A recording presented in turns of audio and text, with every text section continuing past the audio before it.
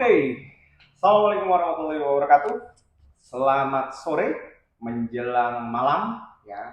Perkenalkan saya adalah Mbah Lemu ya. Bisa kelihatan ya lemunya ya. Nah, biasa saya dipanggil Mbah Lemu. Jadi silakan para sedulur kalau mau memanggil saya ya dengan Mbah. Ya, Mbah aja atau Mbah Lemu. Itu Mas Oke, perkenalan sip. dari saya. Nah, mungkin teman-teman ini perlu tahu, Mbah, gitu kan. Ya. Karena begini ya, dari menurut saya dengan paras seperti ini gitu, Mbah ini belum pantas gitu loh dipanggil Mbah gitu. Itu gimana peristiwanya? Atas alasan apa gitu kira-kira? Oke ya. Mm-mm. Jadi gini, karena saya akhirnya banyak berdiskusi sama teman-teman saya mengenai itu, saya akhirnya berubah panggilan. Oke. Gitu. Dulunya Om dipanggilnya, Mm-mm. karena dulu satu-satunya yang berkumis zaman sekolah itu saya, makanya dipanggil Om. Akhirnya gara-gara banyak diskusi mengenai kehidupan, mengenai bagaimana mengkaji diri, mengenai hal-hal yang ada hubungannya dengan bisa dibilang keyakinan segala Oke. macam, saya akhirnya berubah panggilan menjadi Mbah, gitu Oke, ya. oke. Ada dipanggil Mbah dan ngerti sendiri badannya ya, boso Jawanya lemu. Jadi aku dipanggilnya Mbah Lemu, Mbah Oke, Lemu, Mbah oke, Lemu. oke.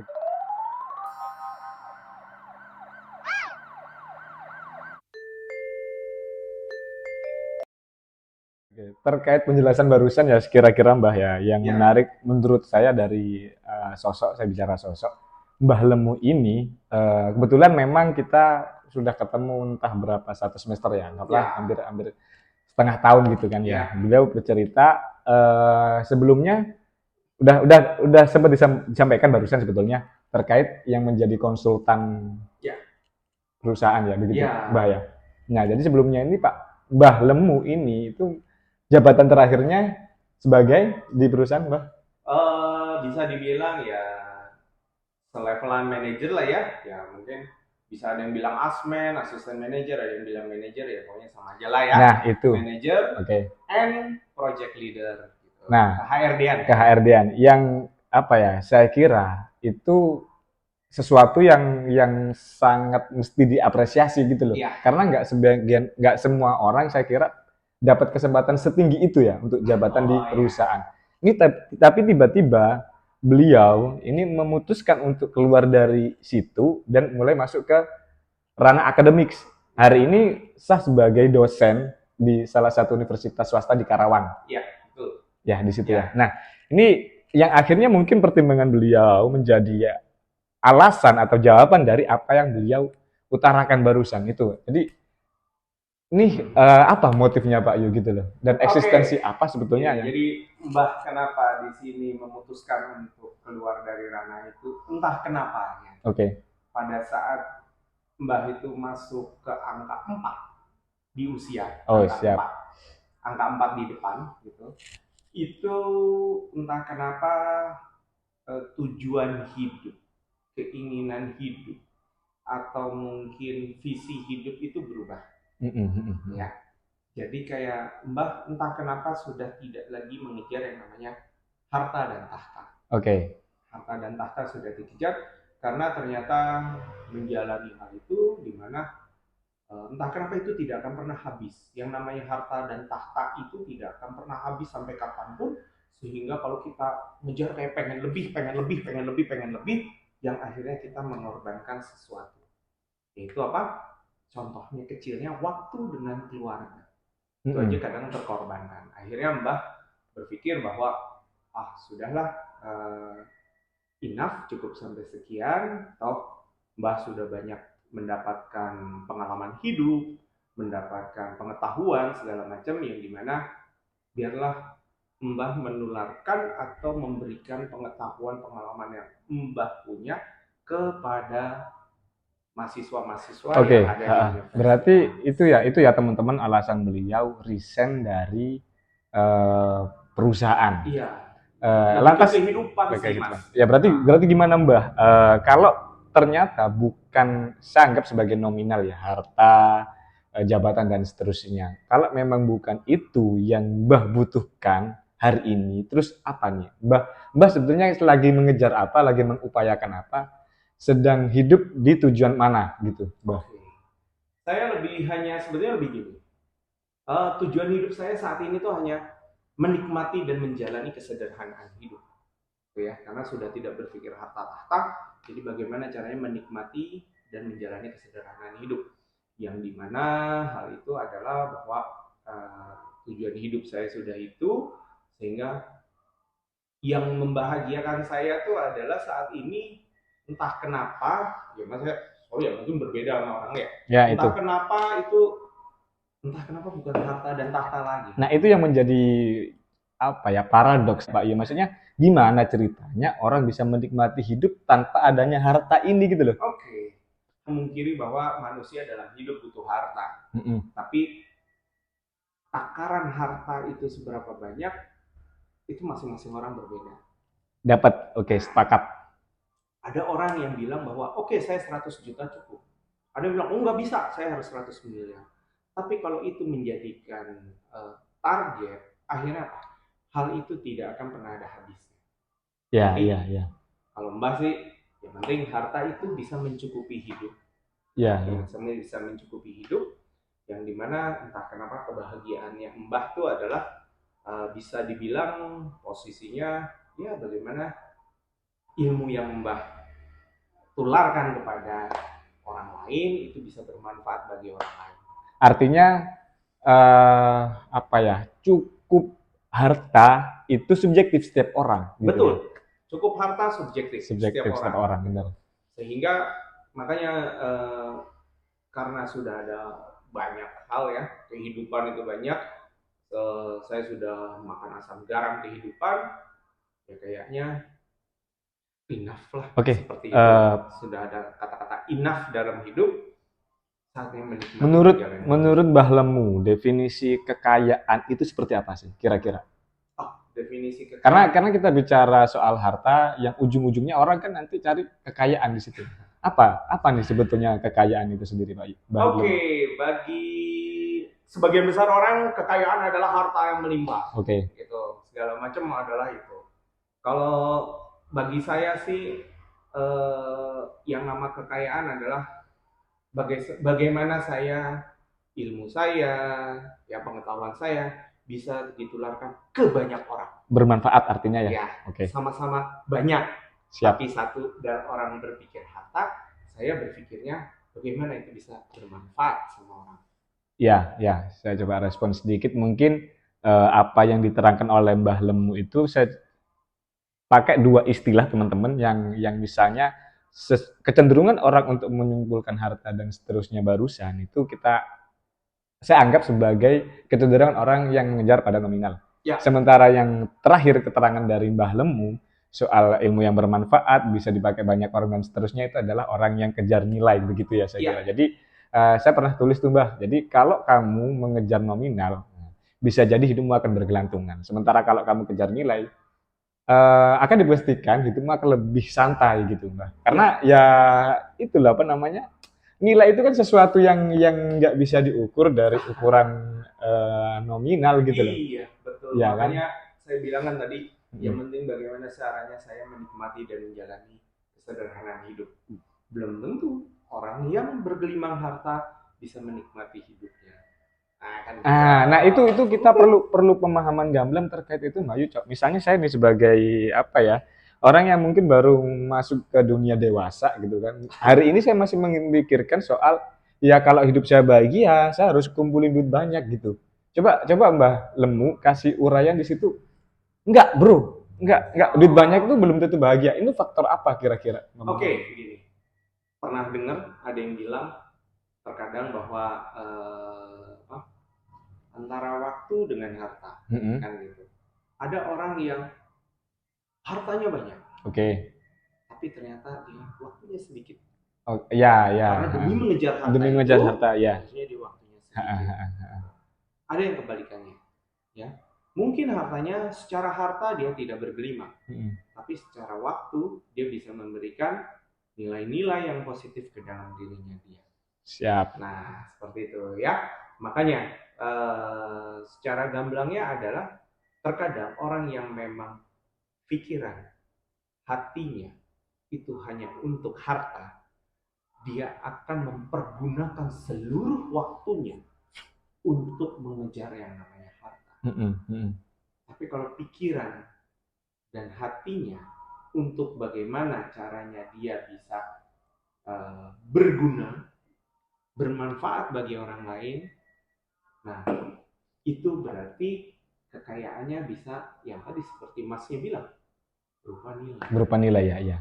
Yang memang kayaknya kita melihat dari apa tuh, apa yang terjadi lah hari ini, terutama pada generasi milenial, Iya. apalagi adanya sosial media tuh, Mbah. Jadi kita tuh merasa gini, misalnya ada teman kita yang ternyata karirnya lebih dulu, nah kita jadi kehilangan antusias untuk hidup ya, apa namanya, entah kecemburuan dan seterusnya gitu loh. Jadi masih loh gitu loh generasi kita hari ini, saya sih mungkin saya aja ya, itu yang menganggap bahwa apa ya, kesuksesan itu masih diukur dari sebuah materi yang nominal itu tadi. Ketika orang punya profesi, punya jabatan, punya harta benda, punya rumah, punya mobil dan seterusnya begitu-begitu yang ya kita akhirnya kayak ini hidup kok berat banget gitu loh. Nah, itu, Mbak. Kira-kira ada solusi apa nih bagi kita nih? Terus terang itu manusiawi. Ya, Ya, ya, oke. itu manusiawi bahwa kita, oh teman kita lebih sukses, teman ini lebih sukses, oh, itu manusiawi. Tapi mau tahu kejadian di saya makan di warteg saja, saya update status, itu yang ngiri dengan kehidupan saya makan di warteg, itu adalah mereka-mereka yang sudah pada jadi bos. Justru begitu, Mbak. Ya, Gimana, gimana? Alasannya gimana? Saya nggak dapet nih. mereka sampai ngomong, wih, kalau bahasa anak sekarangnya, wih enak banget ya lu, bisa ke sana, bisa ke sini, bisa makan sama orang tua, bisa ini segala Ya, macam. ya, ya. Yang dimana mereka waktu itu full habis untuk mengejar itu. Ya, ya. Nah, dari situlah makanya saya bilang, akhirnya harta bukan akhirnya jadi jaminan buat orang bahagia. Ya, Yang ya. penting bahagia. Makanya saya selalu kalau ditanya ya sama teman-teman saya, apa kabar bro? Ya, Mbak selalu menjawab, alhamdulillah sehat dan bahagia. Itu ya, kunci kunci paling penting. Saya juga baru pernah dengar istilah semacam itu ya. Jadi apa namanya, kayak kekayaan sejati itu lo ketika yang nggak terikat oleh apapun, istilahnya ya punya kefleksibilitasan waktu melakukan apa dan di mana begitu. Betul. Saya pernah dengar. Dan waktu itu dipergunakan kita untuk hal-hal yang bermanfaat. Ya, oke, Nah, sip, satu. harus ada itu. Karena kalau nggak ada itu, kalau tidak ada hal-hal yang bermanfaat, sama aja bohong. Istilahnya, yang Maha Kuasa sudah memberikan kita waktu, tapi kita tidak Nah, memberikan yang bermanfaat kepada orang lain. betul, betul. Itu juga sesuai saya kira dengan materi saya terakhir tuh. Kebetulan kan kemarin saya ngajar filsafat. Nah, Ya, itu ada eksistensialisme yang dikemukakan atau dibicarakan oleh salah satu tokoh Kierkegaard. ya. Soren Abaye Kierkegaard itu dia mendefinisikan eksistensi secara 3 tahap. Satu adalah tahap estetika, jadi bicaranya soal materi, nominal, jabatan, popularitas dan seterusnya. Yang kedua tahap etika, yaitu apa yang barusan Pak Yu ucapkan soal kebermanfaatan, wilayah sosial dan seterusnya. Kemudian yang terakhir ada eksistensi secara religiusitas, di mana orang sudah bicara pada wilayah entitas paling tinggi ya, Tuhanan di situ. Makanya saya bilang tadi menjelang angka, saya juga nggak tahu ya kenapa, kayaknya angka 40 itu sakral. Soalnya macam-macam. Ada yang bilang life after 40, ada yang bilang gitu. Hidup itu dimulai dari 40. Usia 40 apa gimana nih? Usia 40. Hidup itu dimulai dari usia 40. Contoh lagi, Rasulullah mendapatkan gelar Rasulnya di usia 40. 40 ya? 40. Tepatnya 40 berapa, Pak Yu? 40 pas berarti ya, oke. Nah, terus kalau kita lihat di dalam 99 nama Allah ya, Asmaul Husna. Yang ke-40 adalah yang maha menghitung. Alias sudah diperhitungkan semuanya. Makanya entah kenapa saya masuk ke menjelang, waktu itu masih menjelang ya. Saya waktu itu waktu masih memutuskan keluar itu dari perusahaan itu menjelang 40.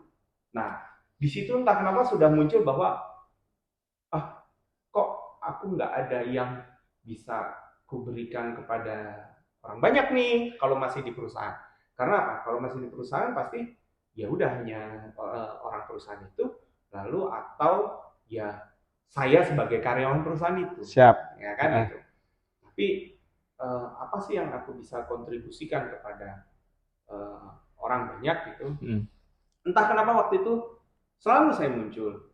Kayaknya pengen jadi dosen gitu. Ya, Terus ya, terang ya. gitu, muncul Ya. gitu. Itu Itu jadi sampai kawan-kawan saya itu mungkin kalau tanya teman-teman saya yang dari dulu tuh, itu mengerti bahwa saya tuh pengen jadi dosen tuh udah lama. pada banyak yang tahu gitu. Oke. Akhirnya karena apa? Karena dengan saya jadi dosen, tadi kan kita habis bimbingan ya. Benar. Ya di sini kan bisa melihat tadi pokoknya bagaimana saya mencurahkan ilmu pengetahuan kepada mereka, biarlah mereka yang berhasil dengan ilmu pengetahuan yang saya berikan. Nah, itu Mbah Lemu yang hari ini teman-teman akan jauh berbeda dengan yang di 3 sampai 5 tahun yang lalu mungkin barangkali. Ya. Jadi saya coba analisis barusan gini yang menarik.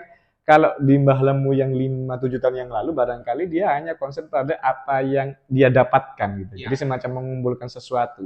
Betul. Ternyata yang hari ini ketika dia di akademik menjadi seorang dosen itu enggak sekedar apa yang kita dapatkan, tapi apa yang bisa kita berikan pada orang banyak di situ. Itu yang menarik nih. Nggak ngerti nggak, menariknya begini sih, kalau kita gini, konsep kalkulasinya kalau kita mendapatkan kan otomatis kita menjadi lebih banyak gitu kan ya. Semestinya konsep kekayaan itu kalau bicara kalkulasi dia yang nggak malah memberi. Ini kan Mbah Lemu yang hari ini kan lebih banyak memberi begitu kan ya. Nah gitu, itu yang agak aneh menurut saya Mbah Lemu itu. Ya memang gitulah, entah kenapa ya, jadi ya masing-masing orang konsep kekayaan itu berbeda-beda. Ya, itu kalau saya sih lebih ke konsep kekayaan itu adalah ya bagaimana caranya ilmu saya itu bisa ditularkan, biarlah mereka semua yang berhasil. Kalau bahasa company-nya, bahasa perusahaannya, biarlah mereka semua yang menjadi suksesor saya di dunia company. Oke, ya. Biarlah saya di luar mencetak generasi-generasi yang sukses. Oke. Di masa depan. Akhirnya begini Mbah, kayak apa sih namanya, ternyata kekayaan kita itu nggak diuji dari apa yang kita punya gitu loh. Buat apa punya tapi nggak bisa digunakan, nggak bisa diberikan sama orang lain, kayak begitu ya? Betul, lebih tepatnya kekayaan kita itu adalah apa yang bisa kita berikan. Mantap. Bukan apa yang bisa kita dapat. Ya. Sip, mungkin untuk session kali ini Mbah Lemu kita sampai di situ dulu karena ini kasihan nih, ini bicaranya agak terlalu tinggi, daki-daki, takutnya kita menjadi kesulitan juga memang. Sampai ketemu di session berikutnya teman-teman.